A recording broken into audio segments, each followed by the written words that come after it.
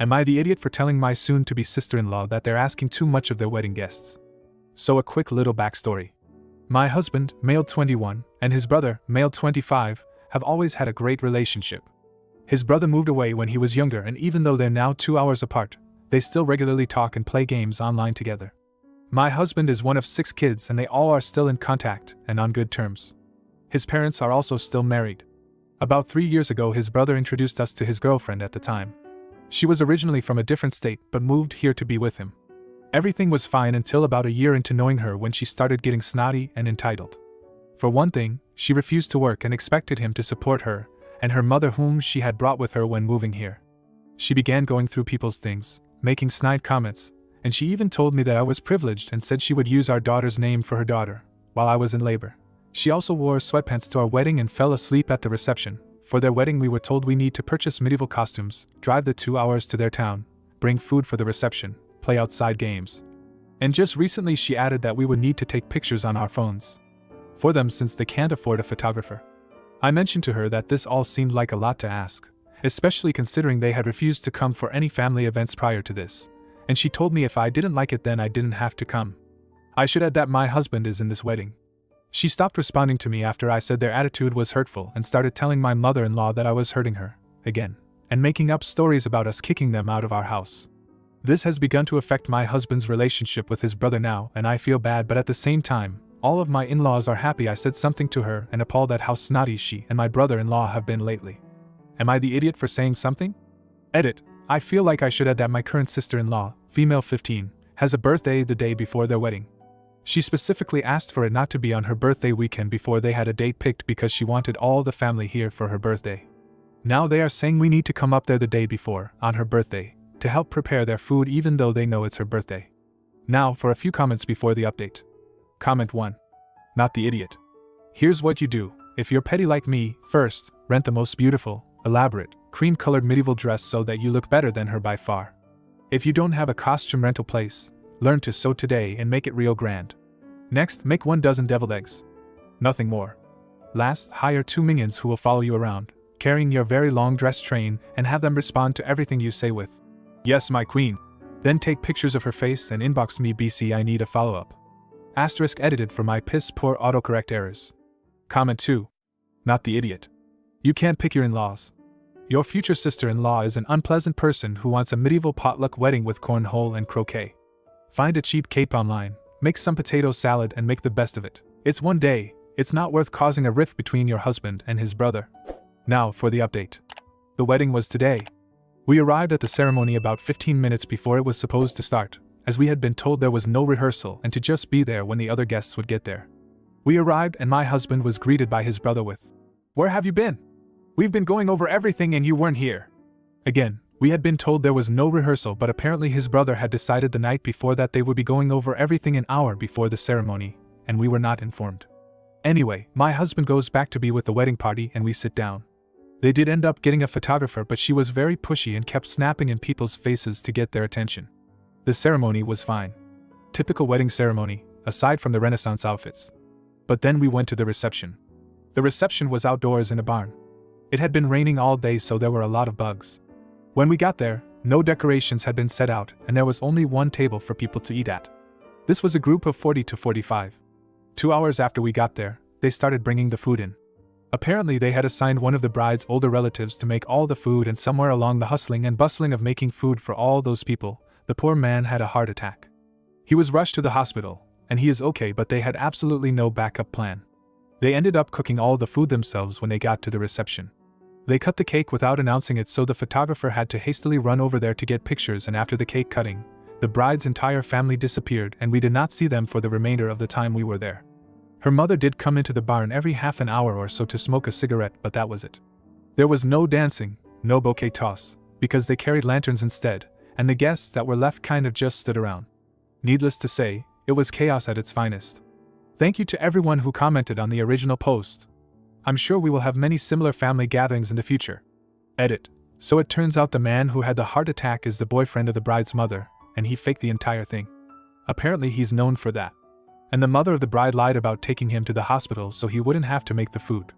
Edit. As if it wasn't bad enough, we found out that the mother of the bride didn't take any pictures at the wedding, at all.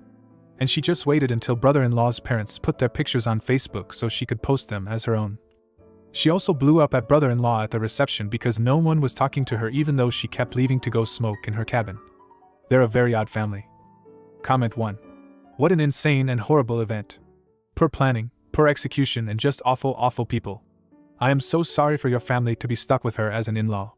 Comment 2. Not the idiot. You will have years of pleasure talking to your friends about the absurdity of the event and others.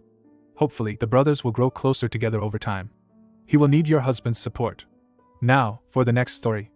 Am I the idiot for leaving my friend at a party because she insulted me? Last weekend me, male 21, and my best woman friend, female 21, Tina, went to a party. Me and Tina have been friends since our freshman year, and we've become best friends.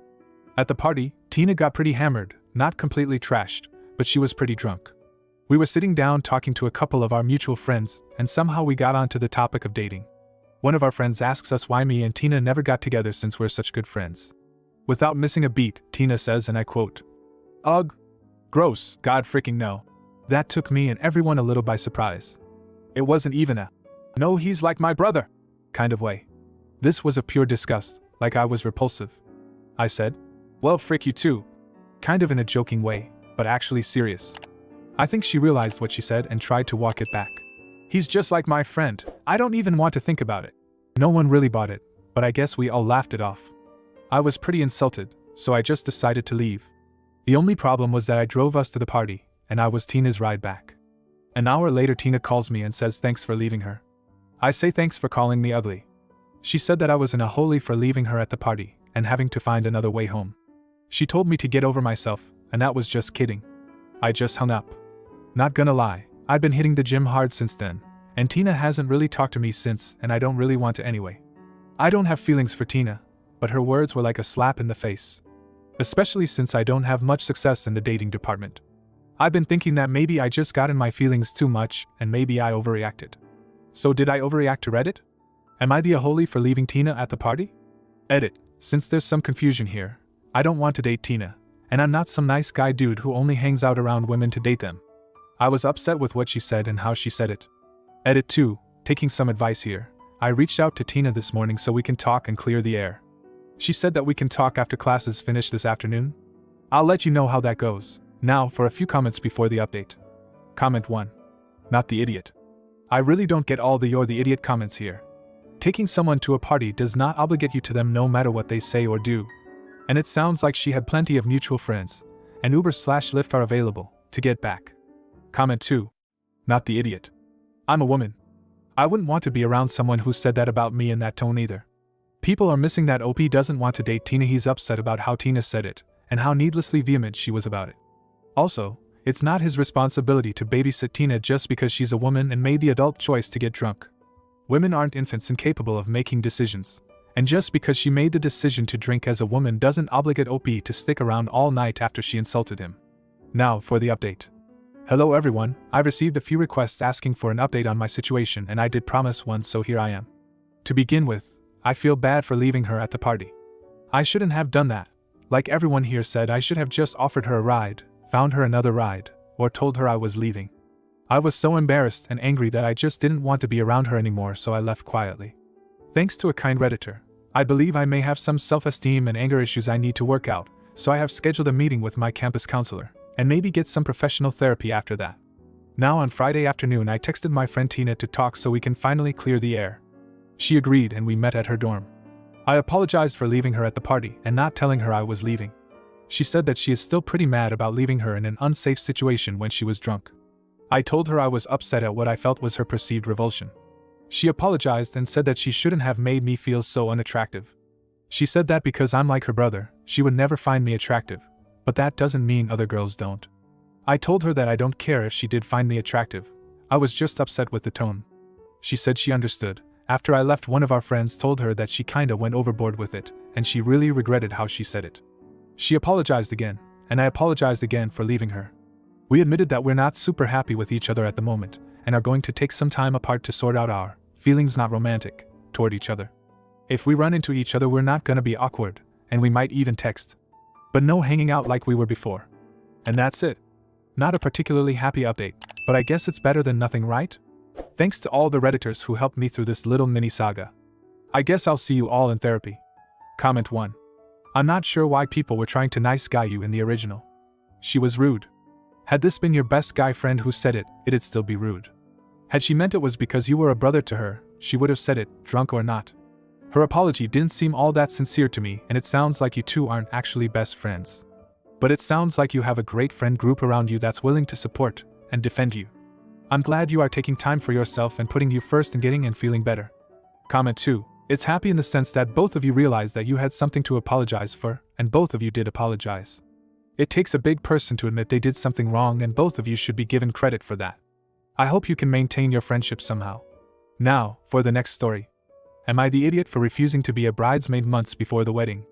I, female 18, was asked back in September by my cousin's fiancé to be a bridesmaid to their wedding, which is in March. I agreed, but let her know in advance that I had lost my job back in August due to college schedules, and that I hadn't been able to find a new one for said reason. She assured me the prices were going to be very comfortable for me and that she would have it into consideration, but to please grant her the honor. She also showed me the infinity dresses she wanted from Amazon, $35. I agreed, but then last week she came up with a group chat, where she stated the prices, which are these: bridesmaids cost, infinity dress, $100 pink Vans, $80 bachelorette Airbnb, $100 makeup, $130 hair, $60 matching jewelry, $30. Apparently she found the same dresses at a local boutique, at a slightly higher price. When I asked about the prices, she told me to just ask someone to lend me the money. We have until Tuesday, January 10th to pay, and that it wasn't a big deal. I honestly don't have the money or anyone whatsoever to lend me that amount, so I just told her I couldn't afford it. I know it's a little late to find another bridesmaid, but I just can't risk spending money on a wedding that isn't mine, especially when I have rent and other bills to pay. I also think I've been uninvited, so am I the idiot? Now for a few comments before the update. Not the idiot. It is a despicable idea to want anyone to go into debt just to look pretty in wedding pictures. As for being uninvited, well, count yourself lucky. You then don't have to spend money on a gift either. This person is clearly not a friend. Comment 2. Not the idiot, she's being ridiculous. She had the nerve to ask you to go into debt to be her bridesmaid? After being told clearly that you were on a budget. Hell no. Absolutely not. Don't feel even a little bit guilty about telling Bridezilla this isn't going to work. Now for the update. Thank you for all the comments and POVs in the last post. I want to clarify that although the bride and I are not family, I've always been closer with her than with my cousin. I wanted to give an update on how everything turned out since we had, until today, to pay the $500. Yesterday she sent a message to the wedding group chat saying that she would be changing bridesmaid and calling off the bachelorette party since only 1 out of 16 people assisting the bachelorette party, and 1 out of 4 bridesmaids had paid. 2, and myself bailed for the pricing. She asked me again, saying that the dresses were actually $35, but she was running out of funds for the bachelorette and decided that was the best way to pay for it. The plans changed. We paid $35 personally to the seller, and accessories are optional and our choice. I advised her to give out refunds to the people who paid because it isn't right to use other people's money like that. And she did. At this point I am only going as a bridesmaid for support, and even though I hate to say it, I felt bad that she ended up by herself. So I agreed. Her guests are starting to cancel, since she also tried to charge them in advance for food and drinks. I'm currently trying to help her do things right and accept that she needs to accommodate according to her budget.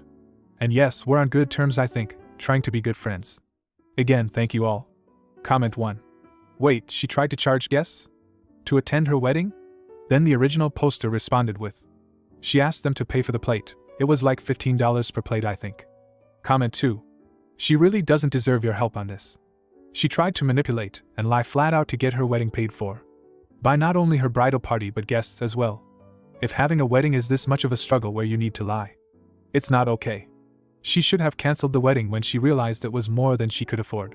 There are some people that will never get past how she behaved. Then the original poster responded with, she can afford a wedding, just not the one she was planning. She was going over $30,000 in budget when she can only spend about $15K. So not only was she gonna take money from other people, but she was also going to take a huge loan. When she doesn't even have a car or a house for herself. Which should have been a priority. If you like this video, you'll probably like these too. Also, while you're here, please consider subscribing. It's your support that keeps this channel alive and allows me to make better and longer videos. Have a great day.